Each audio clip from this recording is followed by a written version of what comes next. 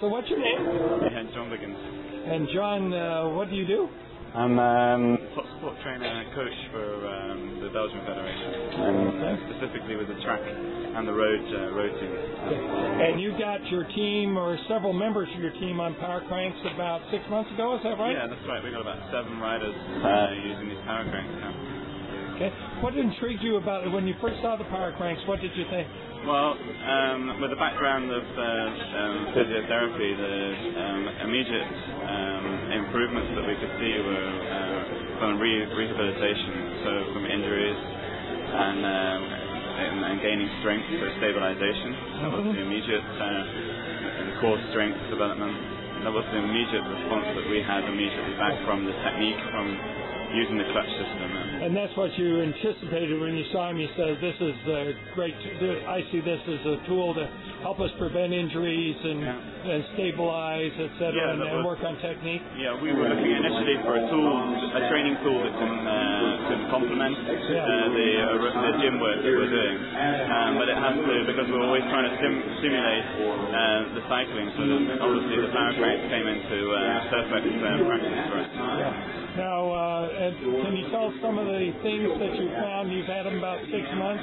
What are some of your experiences or something that surprised you about them, things like that? Well, the biggest surprise that we had was the amount of increase in aerobic capacity that the athletes are making. So they are developing their specific muscle types for aerobic capacity work, and their aerobic endurance has increased an enormous amount. Okay. So we see that in the test results. And for the VO2 max as well, we've made some massive gains with that within weeks.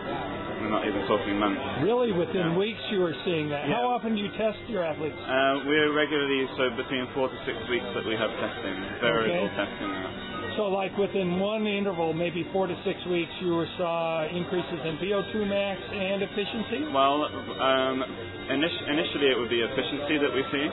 And the latter gains are towards VO2 max. I see. And can you quantitate about what you've seen in that period of time? Well, if we're looking at, and then we're speaking over a period of 6 months, if we're talking about between 60, it depends on the individual, but we're talking maybe at elite level, 60 to 100 watts is an enormous amount. Yes. And this is an area that we've been working on with the combination with SRM and power crank together. Is the combination system that we're noticing with the feedback from the riders that they're having difficulties pedaling with their efficiency in aerobic capacity, and that's where the main gains are going. So they're becoming more efficient, and that they're learning to train correctly using the power. Let me ask you a question. So the people have more power, a little more efficiency. Has it affected how you've chosen gear sizing for how they race? So how has it affected how they race? Well, this is it's a little bit new for us at the moment, and we're doing a lot of testing to be able to choose the correct gear. Okay.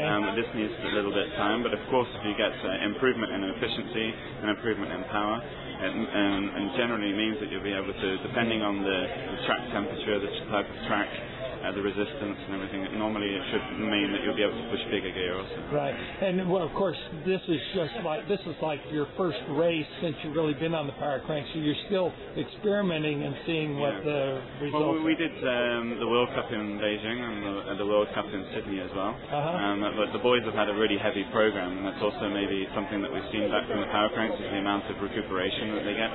Use a lot of the power cranks work in technique and recuperation, specifically on the road. Very cool. And you've been put mostly your endurance people, not the sprinters so much on it. Is that right? In the beginning? We just have an endurance program at the moment. Okay. So, I'm just specifically working with endurance riders. Okay. So have you concentrated more? I remember you said something to us a while back that you were surprised because they do a lot of road racing. And that when they came back, it was sort of like they hadn't lost much in the track. Is that? Well, we made gains from the amount of work that they did with power cranks, and then when they went into their heavy aerobic-based work, that they made, we noticed a considerable amount of power development when they came back on the track. So there's definitely the structure of the program, of course, but also the added complementation of the as opposed to what you would have expected when they've done the road racing on regular cranks. Well, if the structure is right, you're always going to get a percent improvement with your riders, but it's the amount of the percent. There's one or two that's more, or 3 or 4% more. That makes a big difference. I see. That's what we're looking for in the power crank. Very cool. Very cool. And have you had it? Do you see for your particular program? Have you tried to emphasize endurance over leg speed, or leg speed, or a combination? Yeah, cadence is for us a priority. So we're working always on a high cadence.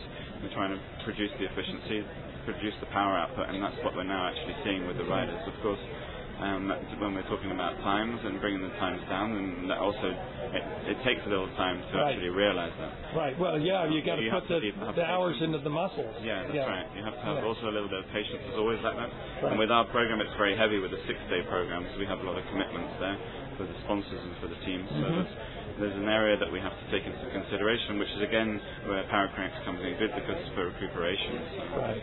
Very cool. How about injuries? Were any of your athletes suffering from chronic injuries? Have you seen change like that?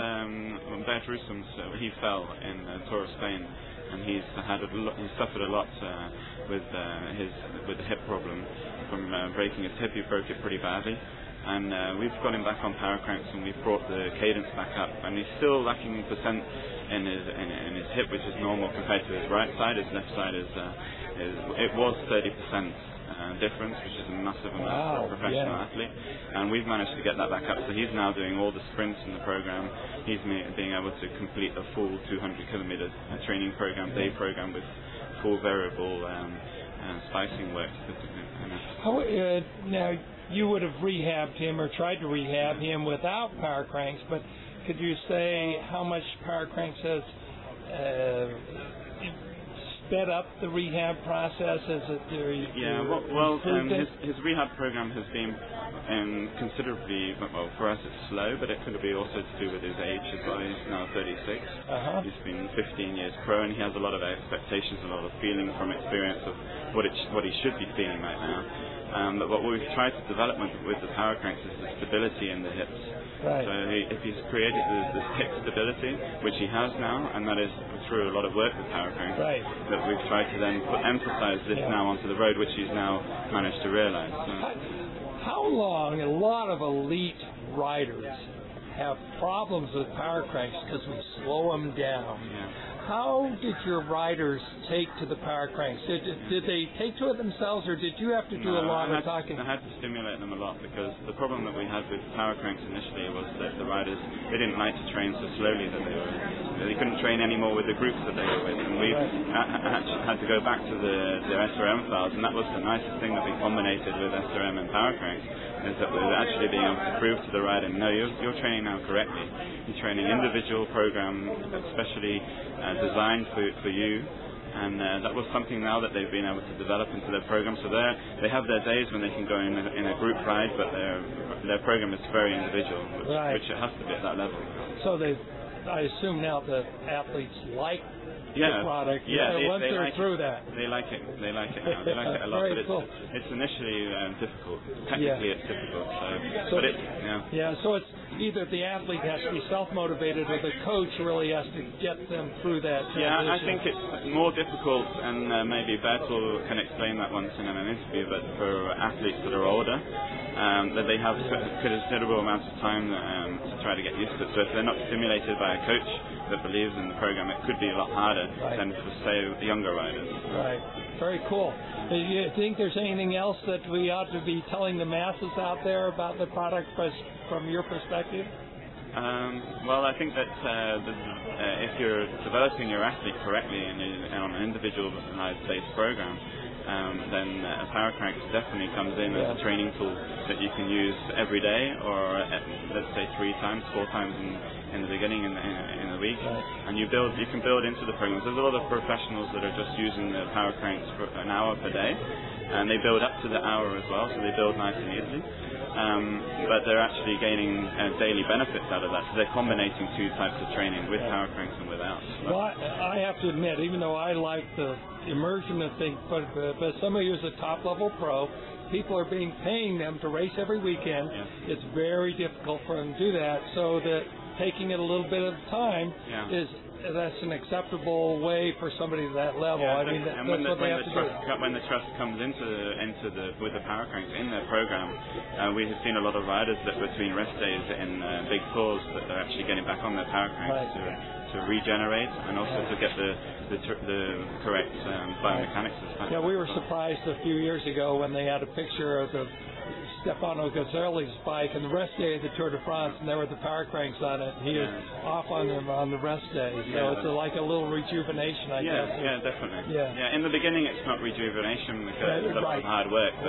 When you get some riders take it within a couple of weeks, and other riders need a couple of months to get used to it. I think that's another thing that the riders need to understand is that everybody's different, and some will go faster and some will go slower, and probably the ones going slower probably have more to gain. Yeah. We have a lot of sprint-based work in our endurance program, and during the endurance heavy base, so we're working a lot of anaerobic capacity, and the riders had a lot of difficulties with the anaerobic capacity sprints out of the saddle with power cranks, but now that is also all possible. They can also sprint uphill with the power cranks on steep climbs as well, so it takes a little adjustment. Yeah. Very cool. Thank you very much, sir. Thank you. Good luck in Beijing. Thanks very much.